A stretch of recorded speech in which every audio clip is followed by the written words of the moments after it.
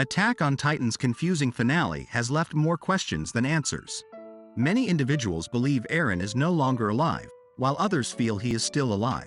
In this little video, I'll go over all we know about Eren's death at the conclusion of Attack on Titan, as well as what we may expect from the upcoming season. The finale led us to assume that Eren had been completely vanquished, removing all of the Titan powers, but the fact that Eren still had the Titan shifter markings on his face after doing so caused many to believe he'd maintained the Titan's ability. The tree that grows over Eren's grave is identical to the tree that Eren fell into before achieving titanic strength. The final scene established that history is about to repeat itself. Humanity failed to learn from its mistakes, resulting in world strife and the destruction of the Island of Paradise. Eren might very well be the reason for a little child being awarded the same power as Eren. He is pictured in history books all around the world making a bargain with the devil. The presence of a tree on both sides of them adds to the belief that what happened to Ymir will happen again. The creature with which Ymir may interact is known as the devil of all of Earth. Doesn't it sound precisely like Eren in the outro of Season 4, Part 1? The image of a phoenix morphing into a tree comes to mind. Eren's ravenous longing for freedom has always been symbolized by a bird. Hence, this is most likely a recurring cycle. So, what does all of this mean? Eren has lied to the whole world while covertly retaining titanic power, most likely taking the role of heir in the paths we know. He's not beyond deceiving the rest of the world and his buddies. Eren wants the world to believe that the Titans have been exterminated as a result of the horrible consequences of his decision. Eren has more than enough reasons to want to keep this power and affect the course of history.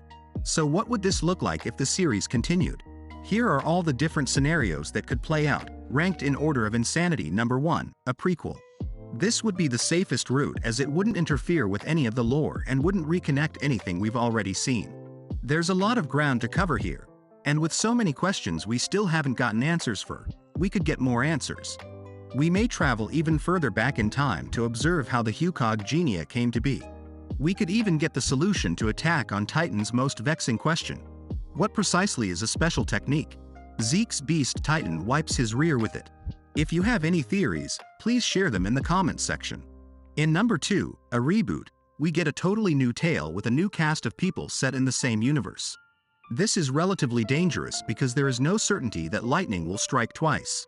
I've read that the Hucog Genia bestows abilities based on the thinking of the person it aids. Thus, instead of man-eating titans, mankind may face huge mechas or even man-eating aliens. Given the massive effect M-Love Alternative had on Attack on Titan, I could absolutely imagine something like this occurring, though I'm not sure I'd enjoy it. Eren's thirst for independence and demon-like sense of purpose spoke to me strongly. Every single character in Attack on Titan has a distinct personality. There's no assurance that an entirely different cast of individuals will be as compelling and sympathetic as the first time. Number 3 breaks the pattern. Eren is not dead, but his plight is worse than death, much as Ymir was tied for nearly 2,000 years by her love for King Fritz. Eren is bound by his insatiable longing for liberty and compelled to live in everlasting regret for all he's done. The liberation he felt during the Rumble was a momentary sensation, not true freedom. I suppose, desired Eren to take her place in the passageways and alleviate her seemingly never-ending suffering. Eren is now looking for a new vessel to either assist him in achieving the full freedom he so desperately desires or to have this person take him out once and for all. When taken literally, Gisha had warned Zeke that from here on out, only Eren would get his way. This implies Eren maintains the Founder's abilities to be reincarnated into a life free of strife and hatred. This would make sense, given Eren's personality. He asserted unequivocally that he would use the freedom of the globe to obtain his own.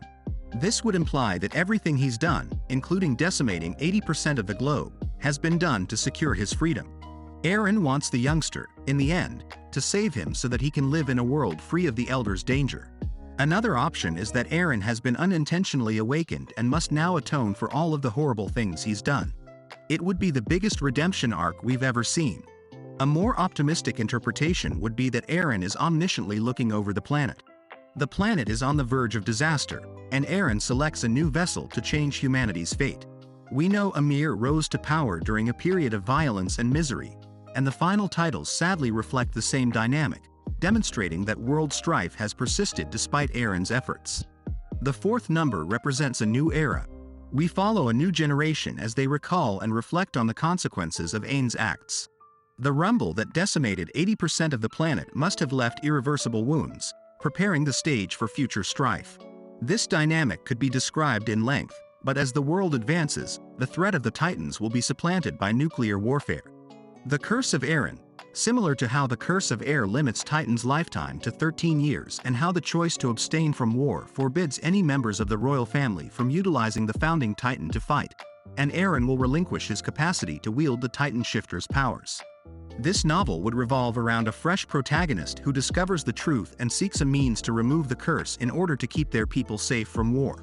This would be a lovely touch since it would be similar to what Karl Fritz did when he moved to the island of Paradise. This would be a sophisticated yet sarcastic use of circular narrative. Eren would have turned into the guy he detested. It's possible that the Titan powers will be handed along despite Eren's wishes, dividing his abilities among 9 people. Again, someone from the next generation could battle for control of all 9 Titans, but they would have to fight Eren for it. The 6th is a massive storyline twist. This next one is ridiculous, but it would make for a great twist. Please bear with me. Everything we've seen since Season 3 is the consequence of memory tampering by the Titans' founding members. Eren completed the rumbling totally, leaving just the elders behind to avoid internal discord. Eren deliberately deleted the conclusion of the rumble from collective memory, leading the residents of Eldia to think that Titans no longer existed, allowing him to build a fake history and a synthetic sort of peace once more. The new character would enlighten the elders to the truth of the world by pulling Eren out. This concept would be in keeping with Eren's initial objective for the rumbling and would produce the sense of peace and freedom he desired, despite the fact that it would be the consequence of manipulation. Number 7. This is, by far, the most ridiculous possibility. Given Attack on Titan's massive commercial success, I'd be quite shocked if the series ended here. It would be a huge wasted opportunity because the series has a lot of promise to continue. If this is the case, it would spell the end of Attack on Titan and the conclusion of a tale that has captivated the world for over a decade. Which of the following ideas is the most plausible? Which of these ideas do you most wish to see realized? Share this video with your fellow scouts, and be sure to check out some more of these tasty flicks.